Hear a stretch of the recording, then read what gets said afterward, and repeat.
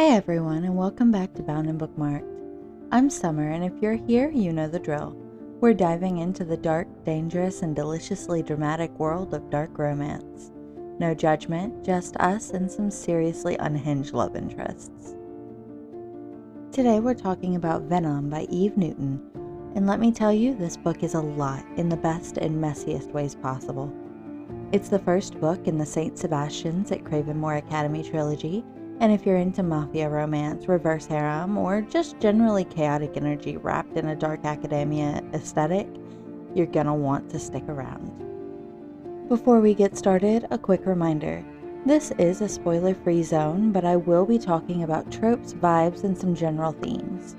And like most dark romance, this book does have mature content and trigger warnings, so please check those before diving in. Alright, let's get into it. So, Venom centers on Venetia Corbin Hale, who is an absolute powerhouse of a main character. She's a mafia heiress, which already tells you she's not messing around. After an assassination attempt, because of course there is one, her dad ships her off to St. Sebastian's at Cravenmoor Academy. Think Gothic architecture, dangerous airs, and the kind of place where you're more likely to get stabbed in the library than to actually study. And because her dad is not taking chances, he gives her a bodyguard. Enter Viper Stone, tattooed, deadly, and does not do what he's told. He's a gang leader and basically becomes Venetia's shadow, whether she likes it or not. Spoiler alert, she does not like it. At least not at first. But wait, there's more. Because this is a reverse harem, Venetia's got not one, not two, but 3 love interests orbiting her like very hot, very dangerous moons. First, there's Viper, who I just mentioned. Brooding, protective, and the kind of guy who kills without blinking but somehow still makes your heart race. Then we've got Blake Locke, a mafia heir with connections for days and a smile that could cut glass. He's calculated, strategic, and honestly, a little terrifying in how put together he is.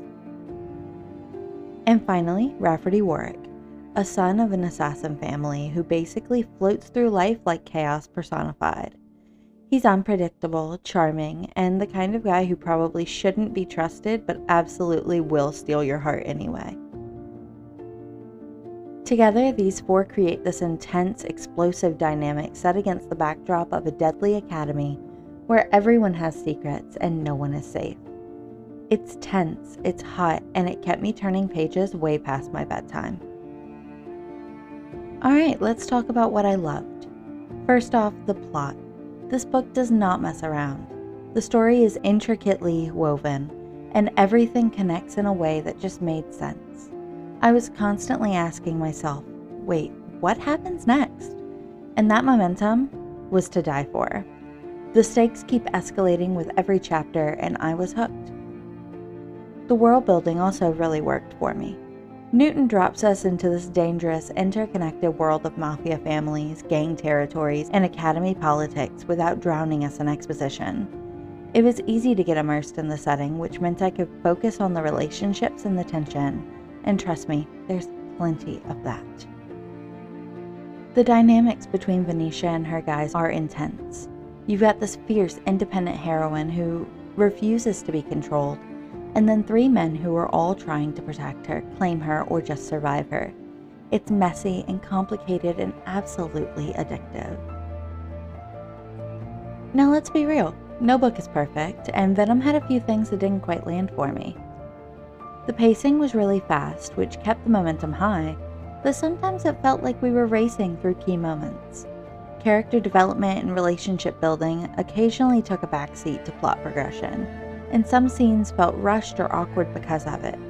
I'm not a huge fan of insta-love dynamics, I'm more of a slow burn kind of person, so that might just be a personal preference, but it did stand out to me. I also found that the character voices blended together at times.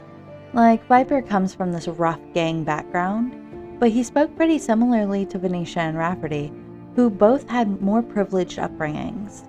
Blake was the exception. His dialogue felt distinct and deliberate, but the others sometimes sounded the same, which made it a little harder to tell them apart during conversations.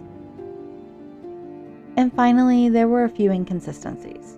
some contradictory details here and there, or moments where characters made tactical decisions that didn't really align with their intelligence or experience. It didn't ruin the story for me, but it did pull me out of the narrative a couple of times. So, who's gonna love Venom? If you're into reverse harem, mafia romance, or academy settings, this book is absolutely for you. It's got the strategic maneuvering and intense violence you expect from mafia stories, plus the forced proximity and structured danger of an academy. If you love high-stakes drama and complicated romantic dynamics, you're going to eat this up. Just make sure to check those trigger warnings if you're sensitive to mature themes, because this book goes there. If you loved Venom, I'd also recommend checking out Den of Vipers by K.A. Knight or Blood Oath by Morgan B. Lee, which I have actually reviewed on my blog. I'll link that in the show notes. Okay, now it's time for the final verdict. I'm giving Venom 2 out of 5 stars. It's an engaging read with strong characters and a plot that absolutely pulls you in. The story arcs are compelling and there's a lot to love here. That said, the dialogue and character development could use some polish to really take this from good to great. For spice, this is a solid 4 out of 5. It's steamy without being overwhelming, and the tension definitely builds throughout. Because I review dark romance, I also like to give a darkness rating, and for Venom, I'm giving it a 3 out of 5. This book earns its dark romance label. It's violent, it's morally gray, and it doesn't shy away from heavy themes. If you want more details on how I rate books, I've got a full guide on my website at boundandbookmark.com, and I'll drop that link in the show notes as well. Alright, that's it for today's episode. Have you read Venom? What did you think? Feel free to leave me a comment below or on my blog. I'd love to hear your spoiler-free thoughts.